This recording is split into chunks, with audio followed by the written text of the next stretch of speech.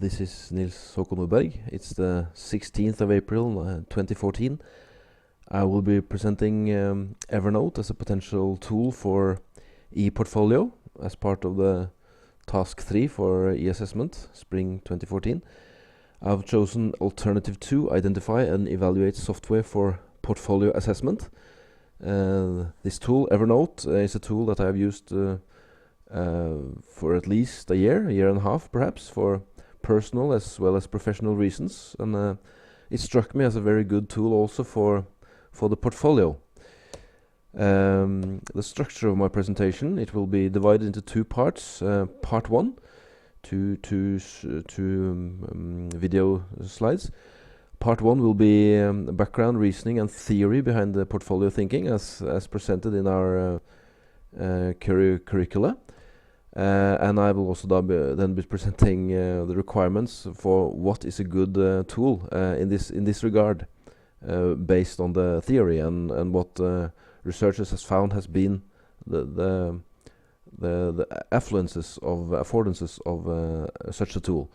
In part 2, I will be presenting Evernote, important features, and also demonstrate how I use it, and then connect it to potential use in e-portfolio systems. And I will also be discussing Evernote versus web-based learning management systems like Learning and Fronter, who also has systems built for use in e-portfolio systems.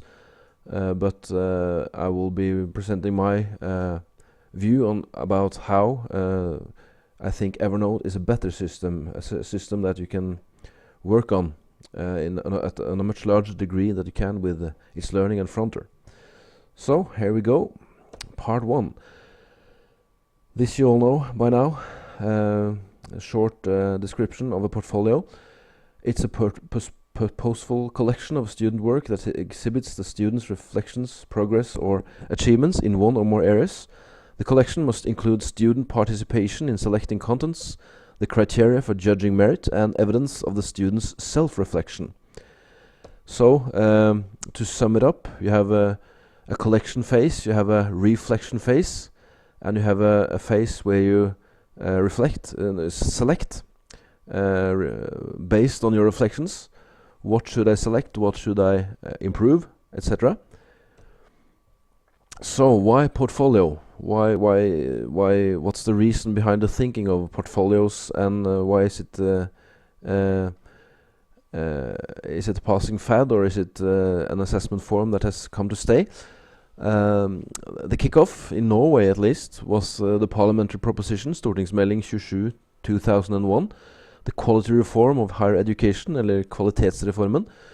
How should the Norwegian schooling system prepare for the 21st century, and those kinds of skills that you see will be needed in the new economy, in the information economy and beyond.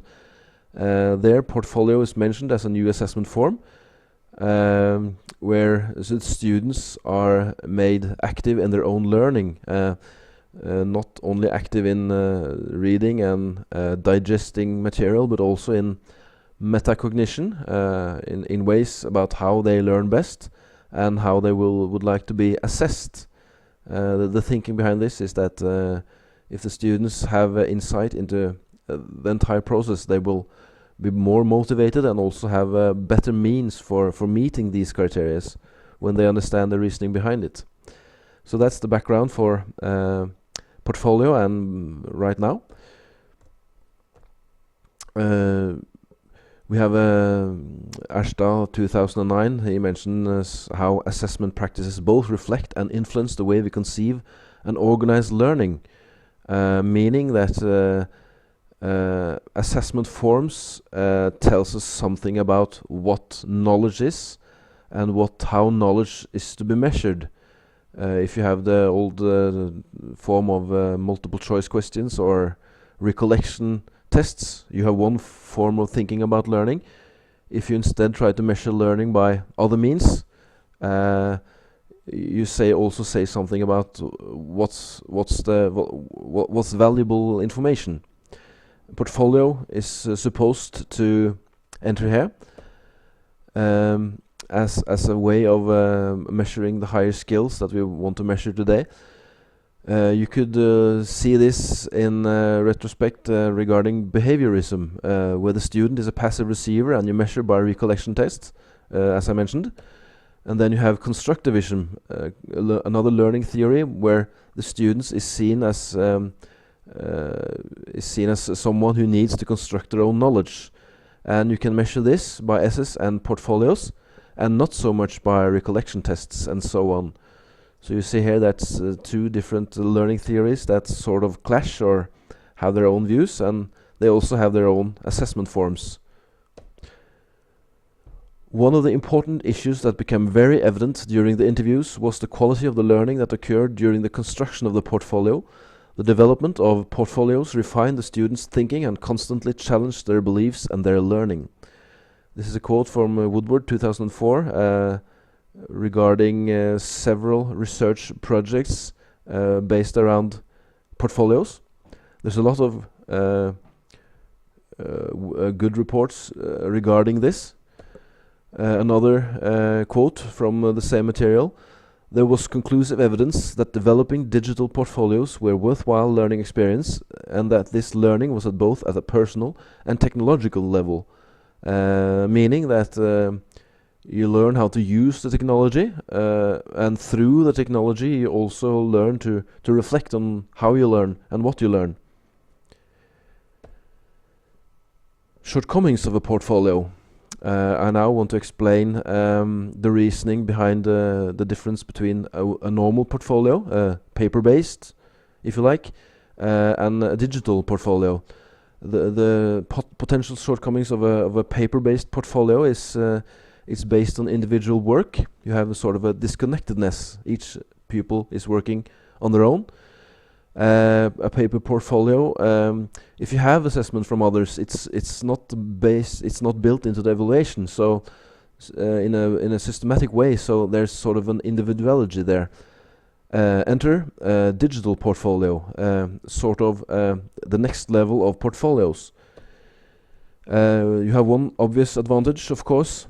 In a digital portfolio, you have ICT for storage and distribution. You can save it on servers.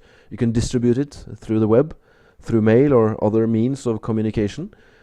But Ashta, as Ashta points out, the influence of IT on assessment practices might represent a more fundamental break from potential school practices and student learning if we manage to grasp the full potential of using IT.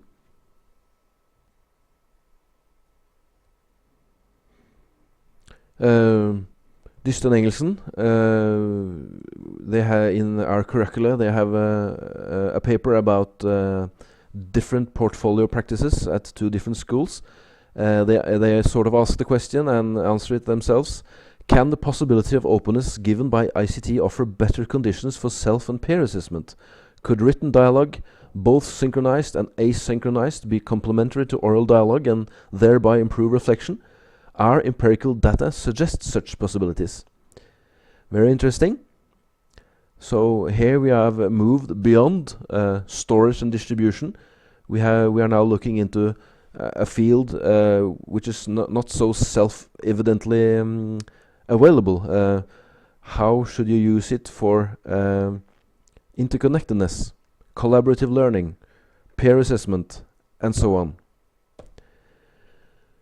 As a method of assessment, the e-portfolio builds independence and learning to learn skills which are necessary components for the lifelong learner. From another quote in our curricula. So here we see, as in a paper portfolio, we have collection, we have reflection and selection. But also adding to this, increased self-assessment, increased teacher feedback, and peer feedback, not available at an earlier stage. Paper-based stuff tend to be difficult to comment on, so you only get feedback from the teacher, and you don't get it very often. With such interconnectedness, you have the possibility for a much larger degree of all these three components: self-assessment, teacher feedback, and peer feedback. And here we go, regard learning theory wise, from constructivism to socio-constructivism. Constructivism, where knowledge is seen as something you have to construct in your own mind, to socio-constructivism, where you also have the social component. Knowledge is something you construct in a dialogue before it can be internalized. So digital portfolio is sort of the socio-constructional alternative to the paper portfolio. Several studies show firm evidence that innovations designed to strengthen the frequent feedback that students receive about their learning yield substantial learning gains. This is a quote from Black, who has taken him upon himself to study the literature from 1988 and onwards regarding formative assessment, the new kind of assessment that is seen as the way ahead regarding how should we enable the students to improve their metacognition, to improve their knowledge building, and so on. Entering Dyste and Engelsen, portfolios have improved formative assessment. So we sort of see that there are converging lines coming together here. The increased consciousness around formative assessment and the increased possibility for doing something about it through ICT, and in this case specifically through portfolios, digital portfolios. Formative evaluation that actively involves students in their development, as is the case with peer and co-assessment as well as self-assessment, aims to facilitate the student to achieve autonomous and independent learning. Another quote, further building upon the quotes I mentioned earlier. The 4 pillars of e-portfolio, metacognition, authentic tasks, contextual feedback, and student responsibility, seem to clear up some of the principal doubts raised as to the effectiveness of formative evaluation. Here we see portfolio, e-portfolio, and formative evaluation brought together, and all these 4, so to speak, pillars of both e-portfolio and formative evaluation can be combined: metacognition, authentic tasks, contextual feedback, and student responsibility. So, in light of all this, what kind of requirements do we see for tools that can support a digital portfolio? This tool has to enable saving and sharing many types of files. This is a multimodal world. You have to be able to save texts, you have to be able to save sound files, video files, graphic files, picture files, and so on. It has to have a system for feedback and reflection. You have to be it has to be possible to enter stuff from several kinds of users, not only the owner of the file, so to speak, but also from the side, from peers and from teachers. And it has to have ease of use. It's often overlooked, but it's very important to have ease of use systems. You have to be able to learn through technology and not so much about, because if you want, most people, they would like something that's easy to use. They're not interested in learning manuals about stuff. They're just interested in making stuff work and then doing things through it. I will get back to how this influences my choices regarding Evernote, and also how this influences my reflections around the usefulness of Evernote as opposed to its learning and fronter.